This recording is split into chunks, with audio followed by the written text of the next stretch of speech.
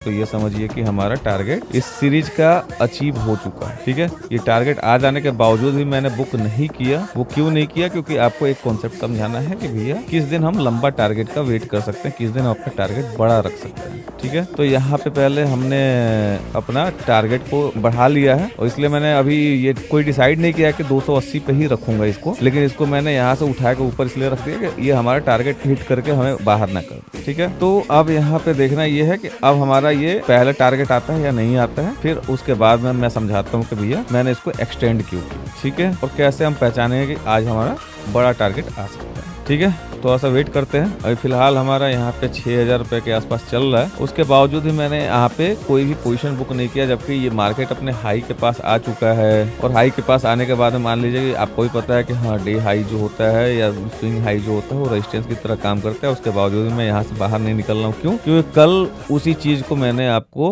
Practical करके दिखा दिया था कि भैया अपने प्रोसेस को अगर आप नहीं फॉलो करोगे तो मार्केट कभी भी आपका साथ नहीं देगा। ठीक है, क्योंकि कल जो है आपने देखा ही होगा कि भैया मैंने वहां पे अपना रूल ब्रेक किया था। और वो रूल ब्रेक क्यों किया था? आप ही की वजह से किया था। मैंने वीडियो में भी बताया था आपको, आज मैं दोबारा भी बता रहा हूँ, आप ही के लिए किया था क्योंकि आपको ये दिखा सकूं कि मार्केट में प्रोबेबिलिटी काम करती है, आपका इमोशन काम नहीं करता है। ठीक है, तो अब वो गलती कभी दोबारा नहीं दोहराना है। यानी कि वो मैंने गलती नहीं किया था, वो गलती मैंने जानबूझ के किया था। वो आपको दिखाने के लिए कि देखिए आपको ये यहाँ पे डर लग रहा है कि हाँ मार्केट यहाँ से नीचे जाकर आपका एसएल खा जाएगा, और वहां पे 2,000 रुपये हमने लॉस बुक कर लिया। ठीक है, और वो लॉस बुक करने के बाद जो है मार्केट, हमारा जो रूल है 3 बजे तक एग्जिट करने का, 3 बजे मार्केट ब्रेक इवन नहीं, एटलीस्ट ब्रेक इवन से ऊपर ही चल रहा था। ठीक है, तो इसीलिए मैं बोलता हूँ कि आप अपना एक स्ट्रेटजी बनाइए, उसके प्रॉपर रूल्स बनाइए और उन रूल्स को जो है प्रॉपर डिसिप्लिन के साथ डेली बेसिस पे फॉलो कीजिए। और वो इस चीज को जो है लगातार 3 से 6 महीना लगातार करके देखिए। मैं ये नहीं कह रहा हूँ कि आप रियल ट्रेड ही करके देखिए। ठीक है, आप यहाँ पे पेपर ट्रेड भी कर सकते हैं, कोई इशू नहीं है। हाँ, पेपर ट्रेड में उतना इमोशन इन्वॉल्व नहीं होता है, लेकिन आपको प्रोसेस तो समझ में आ जाएगा। आपको ये तो बिलीव हो जाएगा कि, और यहाँ पे इमोशन की जरूरत क्या है, आपको बस अपना स्ट्रेटजी बनाना, उसके हिसाब से एनालिसिस करना है, एनालिसिस करके अपना ट्रेड प्लेस करना है, अपना टारगेट और एसएल सेट कर देना, बात खत्म। ठीक है, तो इसमें इमोशन का कोई जरूरत ही नहीं है। लेकिन आपको ये पता तो चल जाएगा कि हाँ, इतना दिन मैंने ट्रेड किया, सिर्फ डिसिप्लिन के साथ किया कि हाँ या तो एसएल या तो टारगेट या तो ये या तो वो, मतलब जो भी आपका रूल्स होगा वो किया, और उसका रिजल्ट क्या हुआ। तो रूल बेस्ड ट्रेडिंग का यही फायदा है कि आप पेपर ट्रेडिंग कीजिए या रियल ट्रेडिंग कीजिए, दोनों में आपको कोई ज्यादा फर्क नहीं पड़ेगा। ठीक है, तो